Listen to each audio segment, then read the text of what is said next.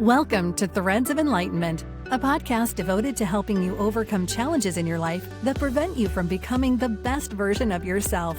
Each episode features interviews with people from all walks of life about their journey of self-development and the principles they utilize to overcome their fears to achieve their desired outcome. Ready to be enlightened? Here's your host, Ken Primus. Welcome to another episode of Threads of Enlightenment. As usual, guys, I want to thank Doc for coming back. She was here a few days ago, and I'm excited to have her back because I want to go into a particular area that she has some insight in when it comes to marriage and divorces and so forth. And so we want to pick her brain on that. Doc, welcome back to Threads of Enlightenment. Ken, how did I deserve a second visit? This is so wonderful.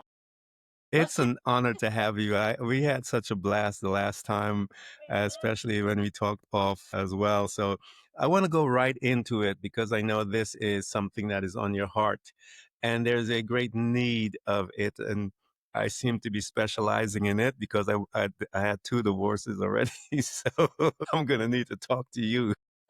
That sweet guy be divorced twice. That's a woman divorced 3 times. I can ask the same. So talk to us. Let's zero in on this because there's a lot of families and couples out there, especially in our culture. We really don't go into marriage the way that you should, as going in, asking questions, putting plans together. I mean, we do a lot of things for other stuff, except for this particular area of our life. We just meet someone and boom, we are in this thing and not really We put searching. more time into choosing a car than we do a marriage mate. Yeah. So talk to us. I know you went through your difficult time. Talk to us as to when you went through yours and when did you start to put your process together to begin to assist others that are in that same situation. Well, I've always been interested in relationships, but I considered myself sort of a relationship journalist. So I would interview experts about things and write articles about various subjects, which were always very, very popular. So here I am kind of being a relationship journalist guru, and I ended up going through my 3rd divorce. And I wanted to keep writing about relationships. And I thought, well, I've lost all my credibility here as a relationship guru if I can't even keep a marriage together myself.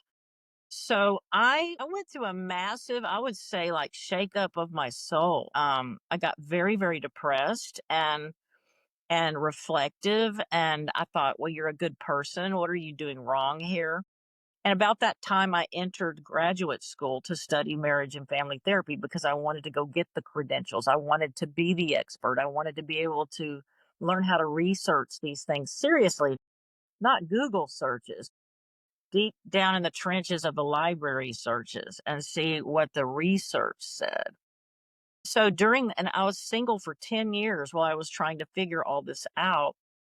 And I had some serious therapy and I went to workshops and I was digging to try and figure out what happened. And I found that my ego was getting me into these repeated situations where I was just attracted to very ambitious, prominent, charismatic men who were leaders.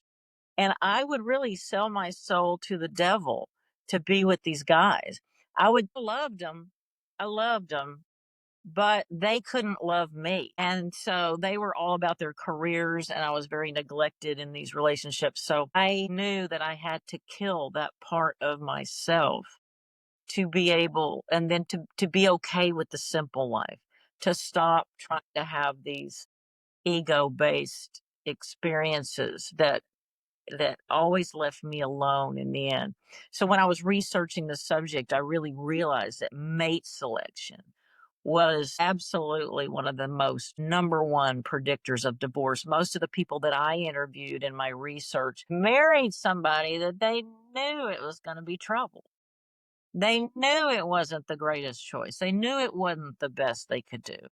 But people tend to operate from the law of least effort. Yeah. And as I always told my husband, he was a lazy dater because he never went out and sought women. He sort of sat on his front porch and talked to the women that passed by his house, you know? And I think that's kind of a analogy to how much effort people put into choosing a mate is, one of the guys in my dissertation research said he married his girlfriend who he didn't really love, but she was going to move to a different state if he didn't do something. And he wasn't ready for that change. So he married her. Wow. So I just think people don't take it seriously, like you said. And I think it should be very difficult to get married. I think that there should be a process people have to go through I because think we so. have children and then our Yeah. children suffer so much from it.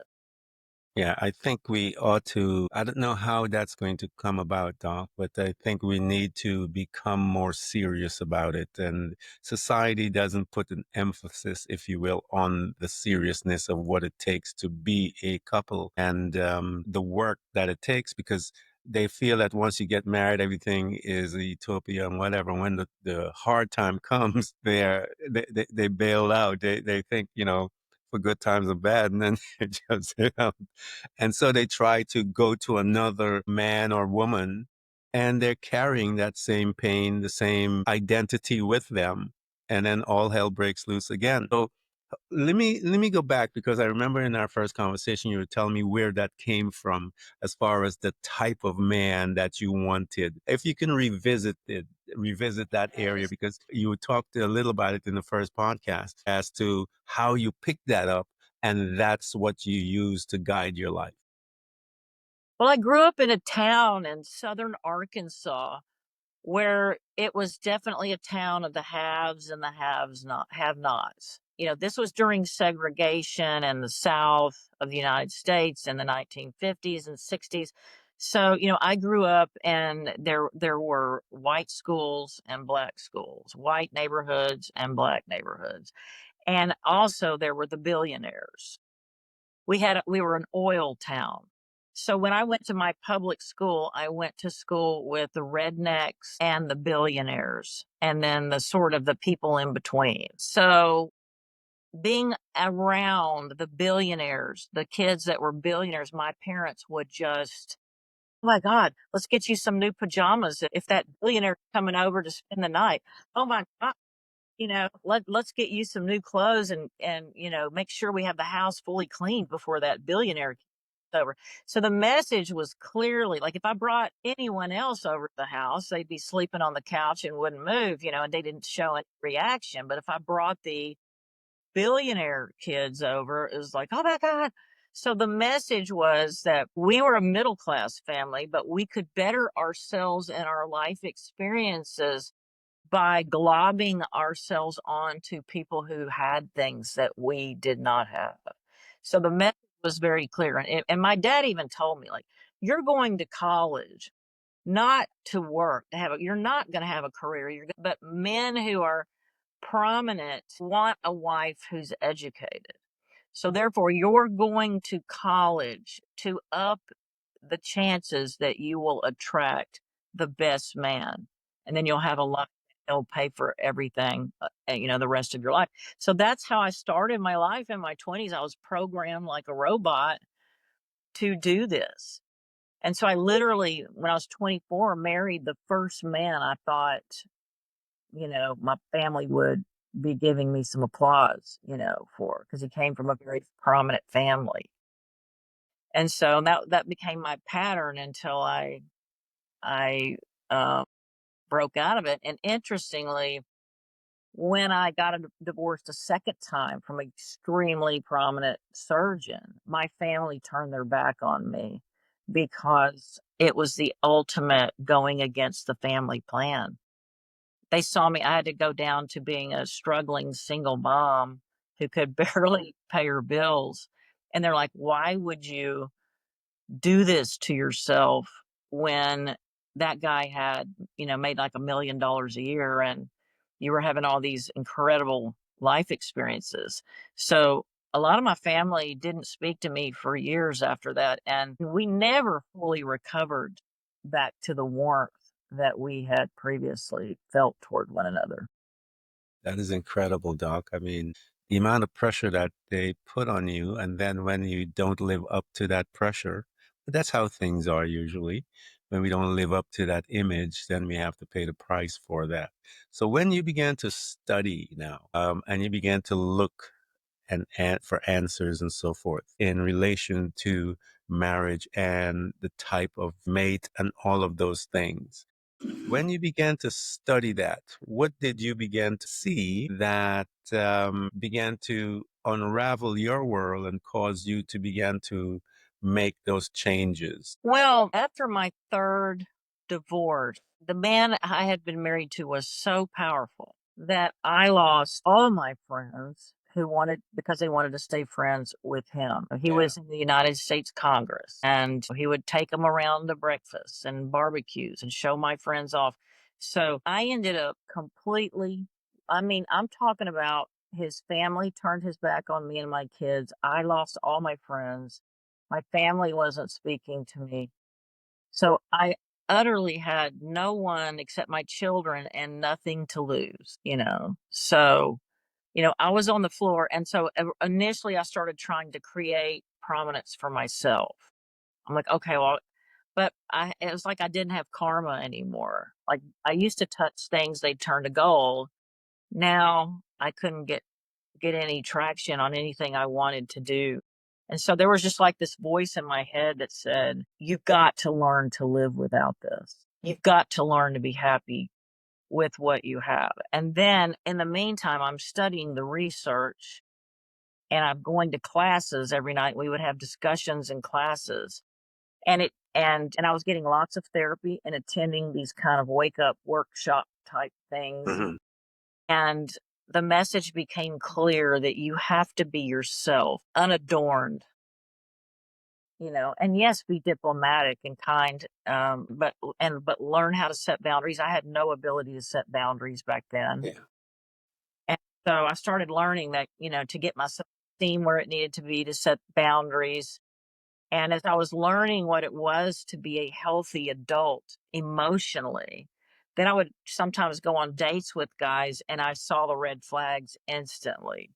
Yeah. Like with it, my daughter would laugh because she'd go, this dude doesn't realize that he's gonna get canned, you know, like he's never gonna hear from you again because I was so on the red flags that I didn't waste any time after I saw him. And so I realized that human beings are really pretty dysfunctional because our culture sends us out into the world unprepared emotionally Hmm. for adult level relationships. So we've been out there learning about the solar system and, crazy things. I even had a home ec class where they taught me how to sew, Yeah. but they did not prepare me to have a healthy relationship with myself or anyone else. And so I think that's the state of our culture today. I'm dealing with, really smart, amazing people, and they don't know a darn thing about relationships. I mean, they are at the remedial level. And I just feel that our culture has let us down. And so that's one reason I write the blog that I do is to say, look, they didn't teach us these things, but I'm gonna teach you everything I know about it before I kick the bucket. I'm Yeah. downloading all this information for free, and you can go to life school if you read what I write and listen to the things I say in podcasts like this. I learned the hard way, the painful way. I would love Yeah. to help you find some shortcuts. You know, what I think for me that I have learned in my case, those red flags don't, because of our subconscious mind or the soul, the spirit of that man and that woman. They have data that we don't know. They have these energetic data. Mhm. And as they are, the red flags are like red flags, just bright Yes. in our eyes. Yeah. And in my case, I remember every time I got myself in any pain when it came to relationships is because I talked those red flags out of my mind. I would say, I remember this girl that I dated, and she changed my life forever. And I remember looking at her and all the red flags are just the flashing red lights and stuff like that. And I was coming out of my divorce and all that, and beautiful woman. And I'm sitting there going, wow, she's beautiful. And the red flags are coming. She's beautiful. She loves jazz. My kids like her and she likes the same kind of music. And the red flags, my inside is tearing me up. And did you know I talked myself out of all of that, dated this girl, and it was one of the most traumatic times in my life. And every time I look back now, when I went into a relationship, I was being warned, but I didn't take the warning seriously. As an individual that has studied this thing, slap us in the face, if you will, as to we need to become aware of it. Talk to us a little more about that because it happens, but we just ignore it. We just ignore Right. it all the time. Many times, though, we ignore it because of dysfunctions that we have, like we can't be alone and not in a Yeah. romantic relationship. Or, I have clients whose identity is through who they're married to or who they're with. So they literally sit there depressed and non functional until they have a relationship and they get their identity through whoever that person is. So, first of all, I think we're driven. Like, why are we in such a hurry to have this a person at all? You know, Yeah. why do so? Because I think when you're dysfunctional and you're in a hurry to have a relationship, it's very easy to go into denial when somebody who is a little above what you're used to meeting, a little bit Mhm. better than what you're used to meeting, but still not functional enough for you or Yeah. a fit for you. It's easy to just go, well, I'll just take this. Like Yeah. because you're in a hurry. Yeah. And so it's so important that you just be enjoying yourself alone so that you don't feel a sense of urgency to have another relationship, that you can have a relationship with yourself. So I think that, yeah, and we want it. We like if you, I have thrown myself under the bus because I was feeling a intense chemistry for a man, and oh my lord! And so I used to think, well, this is somebody I could fall in love with. I'm feeling this intense chemistry. Once I got healthier, I realized that that was a warning for me to stay away from, because when I felt that intense chemistry with someone, I couldn't be rational. I lost my better senses, and now the same chemicals were coursing in my brain that are released when you're on heroin, Yeah. and so I came to believe that a true healthy love feels more like sticking your foot in a wonderfully well-worn leather house shoe, or a glove, Talk. and you can live without it, Yeah. but it's just so wonderful, and it's calm and Yeah. real. Talk to us, Doc, about the importance, and you've been alluding to it all through this conversation.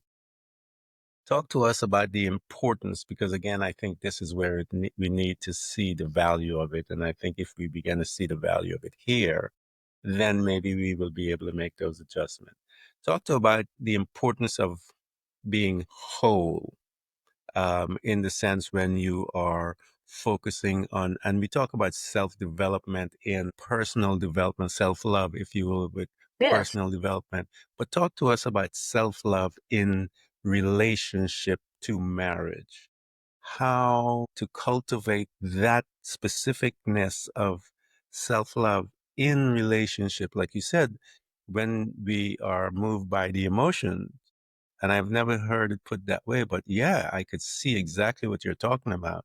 And that's not the one I need to go to.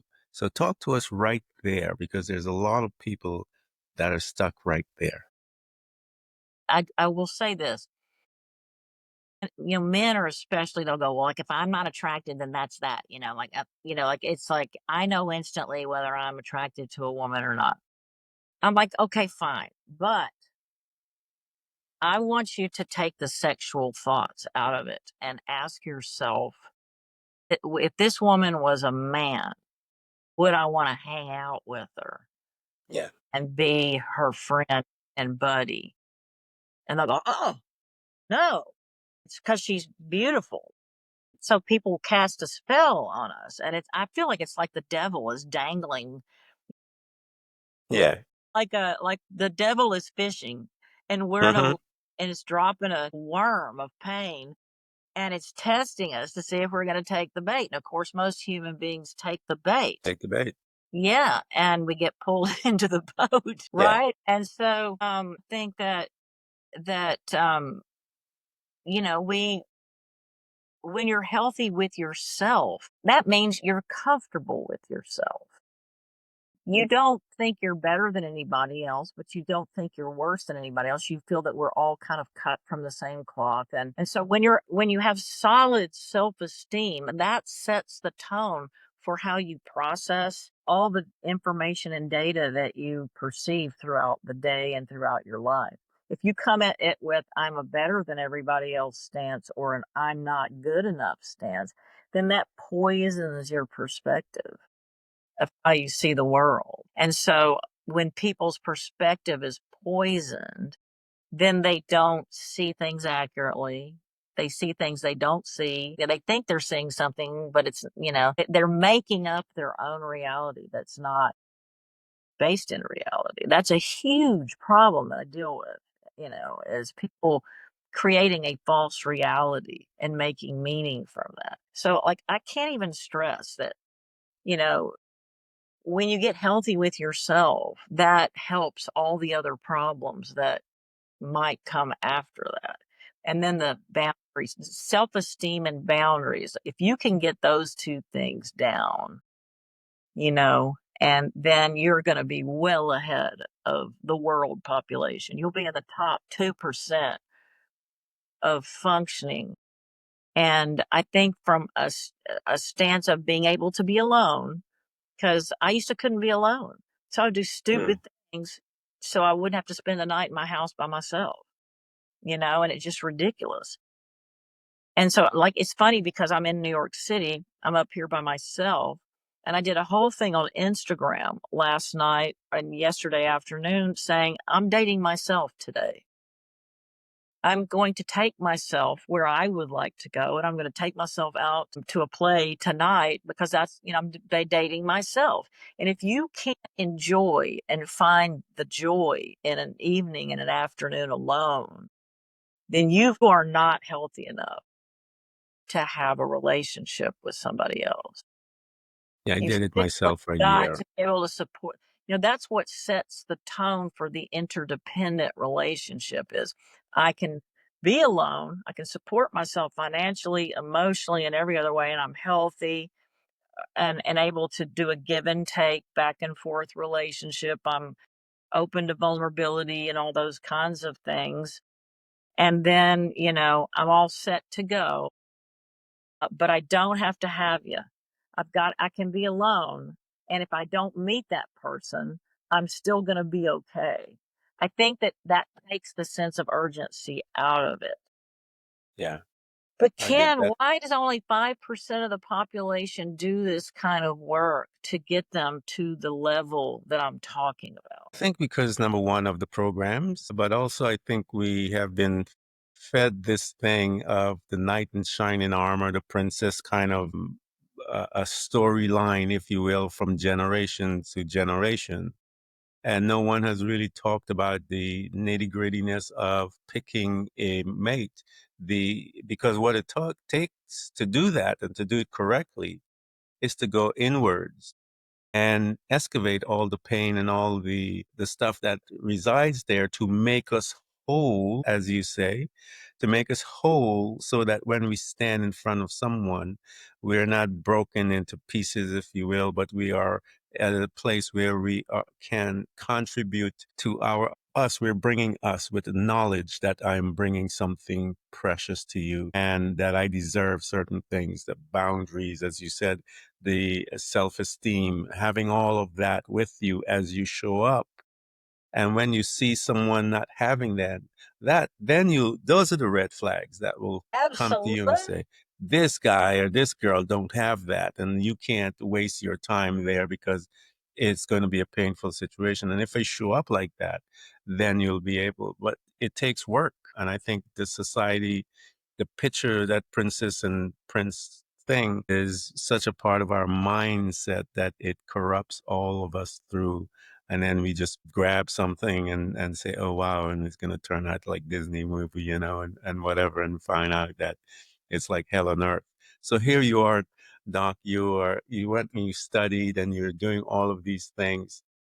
I want you to talk to us now as to how you became pregnant with this book and how you gave birth to it. Yeah, well, back in my second divorce was what I consider a really significant moment in my life because I married my dream man. I really loved him. And in the beginning he was so warm and loving, and I just thought, well, this is it. And he's the father of my children. And about 6 months into our marriage, he slammed the door shut in my face emotionally and stopped even being nice to me, you know. And so we were already married, and so I'm just going like, and I'd already been married. This was my second marriage now. And I'm going, oh my God, like what the hell, So I spent 8 years trying to get him to come back and love me again. We did have two children, and I finally just couldn't take it anymore. I was starved for affection, beat down dog because he was mean. He would say mean things to me, call me lazy, and criticized my looks and, just all sorts of cruel things. I just couldn't take it anymore. So we had a marriage crisis. And I was the one that wanted to leave. I was the one that had. And so we went to our marriage therapist, and the marriage therapist said, well, Becky, if you're not motivated to work on the marriage, then I can't help you. Y'all need to, you know, go on out into the ether, and when you get motivated, call me. So we went out there and managed our marriage crisis ourselves, and we were just idiotic. It was just, when I think back on it, I cringe about all the things that we did that were ridiculous. And then we ended up divorced, and that never felt right to me. But my husband was rushing me to divorce. He's like, if you want out, then you're out. Yeah, Texas had terrible divorce laws that don't look after women and children or whoever the dependent spouse is. And so I literally became poverty stricken overnight, after, and my kids saw us, struggling. It just deeply affect you. Just don't realize all the ways that these decisions and things are going to affect you over the long term and how it's going to play out. So this just, it just upset me and put a fire in my belly about why couldn't that marriage therapist help us? Wasn't there anything that could have been done? And I'm noticing that my friends are having the same kind of experience. It wasn't just unique to me that they weren't getting assistance or help when they were on the crux of, do I stay or do I go? And so when I went to graduate school, you can kind of choose an area that you're most interested in and do independent research on those areas. And I started trying to answer the question, what could have been done? And I pulled up amazing information, amazing research. There was plenty of information out there, and more all the time. And I'm thinking, why aren't marriage therapists being taught about this in school? Why isn't the general public being taught about some of these things? Some of these things would be very helpful to the average husband or wife out there. And so I just said, okay, well, if nobody else is going to do it, I'm going to make it my business to put this information out there. And as soon as I graduated in 2006, I intended to write this book and started writing it and wrote book proposals and tried to find agents and publishers. And I must have gotten shot down 250 times. So it's taken 20 years to get this book published. And it's just that 20 years ago, they would always tell me that my book was the idea of helping people in crisis and possibly assisting them in a separation or divorce was too negative. And if I couldn't save the marriage in the end, they didn't want to publish it. And not all marriages should be saved. Part of what we're doing in my work is discerning if you've got one of those marriages that you're just no marital felonies, just a bunch of misunderstandings and lack of communication. And yeah, there's resentment and stuff, but all of that stuff's fixable. So I help people tell them, like, is your stuff fixable or is it just too much to overcome? So Yeah. yeah, I finally found somebody who was willing to let me put it out there the way it needed to be put out there. But, my bias is to help the marriages that can be helped. And I have strategies to nudge people in that direction. So that's kind of how is there was a void in our profession. And then I know I went to the Texas Association of Marriage and Family Therapists and spoke to them last week, and their interest showed me that they've had, they're also lost when it comes. We're not taught this. So I think the universe is all coming together right now and giving me the thumbs up that it's going to support me in getting this information out there. Guys, we're going to provide all of Doc's information for you because, as I said, I'm at number 2, and I remember one of the things that bugged me when I knew I was at number 2 is I said to myself, I'm becoming a statistic. Here I am, this professional guy searching and realizing the my type of mates that I was picking would it wouldn't have lasted. And I went on, after my last divorce, I went through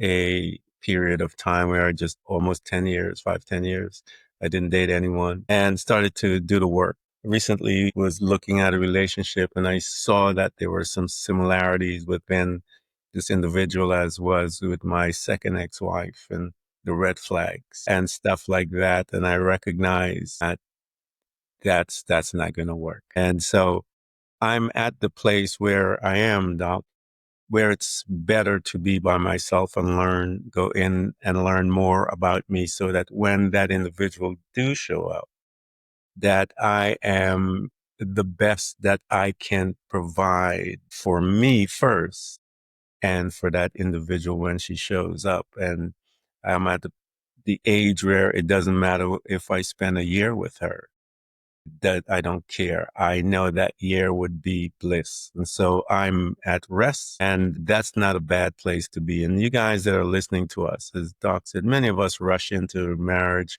for a million different reasons, and it will always fail in most cases because you're not going in for the right reasons. But Exactly. here's an individual that has studied, been through, has been burnt, has been through the ringer, if you will, did some study, went into the data, saw that there's data there, and she compiled it into a book where you and I have access to so that we can get the correct information so that we can pick our right mate and maybe even save our marriage. So, Doc, here you are. You've got it, and you told me you wanted to shout out on the mountaintop. We ended the last one, and I'll ask you this in specificness to this topic. You have a mic and you have the marriage, you have couples in front of you, all of the couples in pain and all of these different things. And I know you said you segregate them solvable or not manageable, but you have this mic and you have an opportunity to speak to them.